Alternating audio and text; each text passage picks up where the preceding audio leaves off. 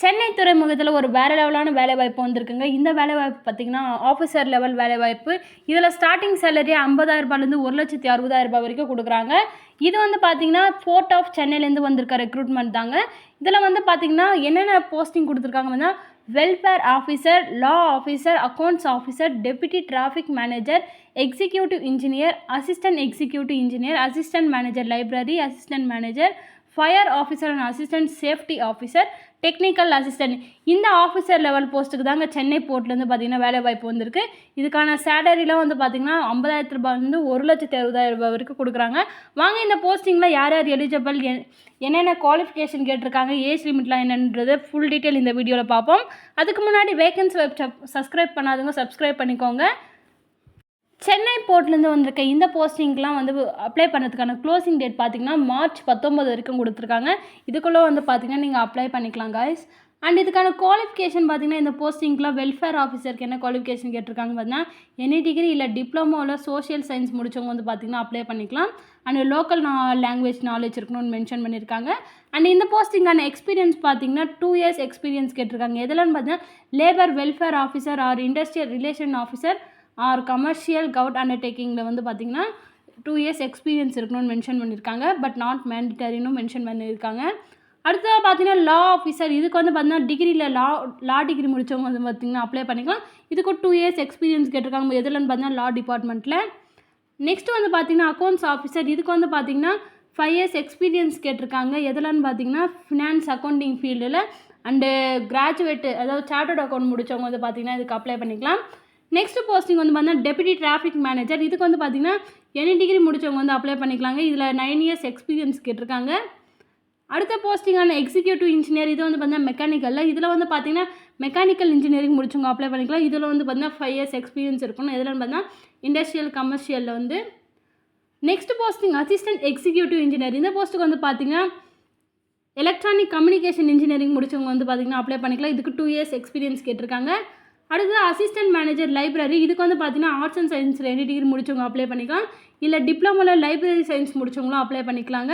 இதுக்கு வந்து பார்த்திங்கன்னா 10 years எக்ஸ்பீரியன்ஸ் கேட்டிருக்காங்க. எதுலன்னு பார்த்தீங்கன்னா லைப்ரரியில். அடுத்த அசிஸ்டன்ட் மேனேஜரில் வந்து பார்த்தீங்கன்னா பிஇ பிடெக் கம்ப்யூட்டர் சயின்ஸ் இல்லை மாஸ்டர் கம்ப்யூட்டர் அப்ளிகேஷன் முடித்தவங்க வந்து அப்ளை பண்ணிக்கலாம்.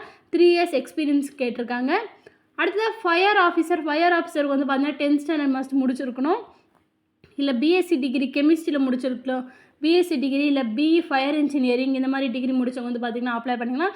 5 years எக்ஸ்பீரியன்ஸ் கேட்டிருக்காங்க. லாஸ்ட்டாக இருக்க ஃபைனல் வந்து பார்த்திங்கன்னா டெக்னிக்கல் அசிஸ்டன்ட் பொல்யூஷன் கண்ட்ரோல், இதில் வந்து பார்த்தீங்கன்னா போஸ்ட் கிராஜுவேட் முடித்தவங்க எதில்னு பார்த்தீங்கன்னா marine biology, marine pollution, toxicology, soil mechanics, இதில் வந்து பார்த்திங்கன்னா போஸ்ட் கிராஜுவேட் முடித்தவங்க அப்ளை பண்ணிக்கலாம். இதில் எக்ஸ்பீரியன்ஸ் எதுவும் மென்ஷன் பண்ணலை. ஸோ இந்த போஸ்டிங்லாம் பார்த்திங்கன்னா இந்தந்த குவாலிஃபிகேஷன் முடித்தவங்க வந்து பார்த்திங்கன்னா அப்ளை பண்ணிக்கலாம்.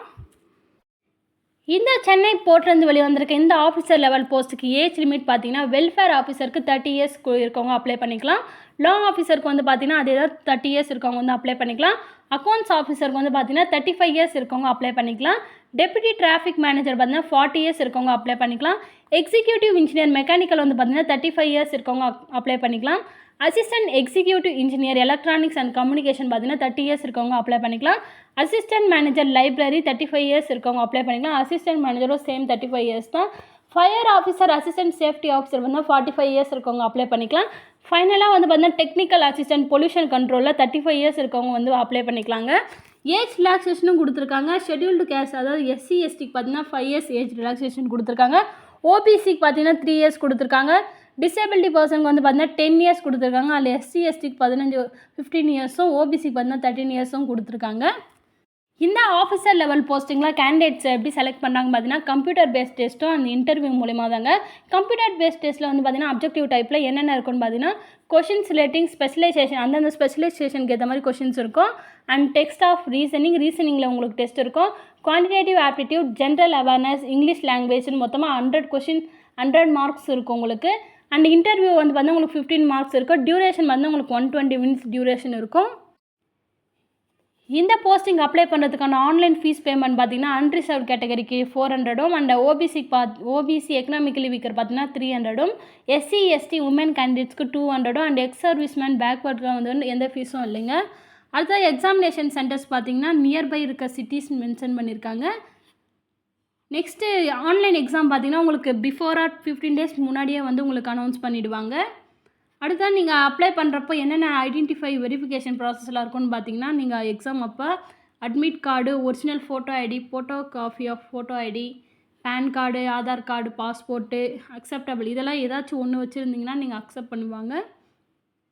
இந்த போஸ்ட்டு கேண்டிடேட்ஸ் எப்படி அப்ளை பண்ணணும்னு பார்த்தீங்கன்னா, உங்களோட அஃபிஷியல் வெப்சைட் கொடுத்துருக்காங்க. அந்த வெப்சைட்குள்ளே போய்ட்டு நீங்கள் அப்ளை பண்ணிக்கலாம். அப்ளை பண்ணுறதுக்கு முன்னாடி இன்ஸ்ட்ரக்ஷன்லாம் கேர்ஃபுல்லாக ரீட் பண்ணிவிட்டு அப்ளை பண்ணுங்கள். அஃபிஷியல் வெப்சைட்டோட லிங்க் வந்து பார்த்தீங்கன்னா நம்ம சேனல் டிஸ்கிரிப்ஷன்லேயும் இருக்குது. அதை நீங்கள் கிளிக் பண்ணி கூட அப்ளை பண்ணிக்கலாங்க. அண்ட் நீங்கள் வந்து பார்த்தீங்கன்னா உங்களோட கால் லெட்டர், அட்மிட் கார்டு இதெல்லாம் வந்து பார்த்தீங்கன்னா அவங்களோட அஃபிஷியல் வெப்சைட்குள்ளே தான் நீங்கள் டவுன்லோட் பண்ணிக்கணும். அதை வந்து நீங்கள் பிரிண்ட் எடுத்துக்கணும்.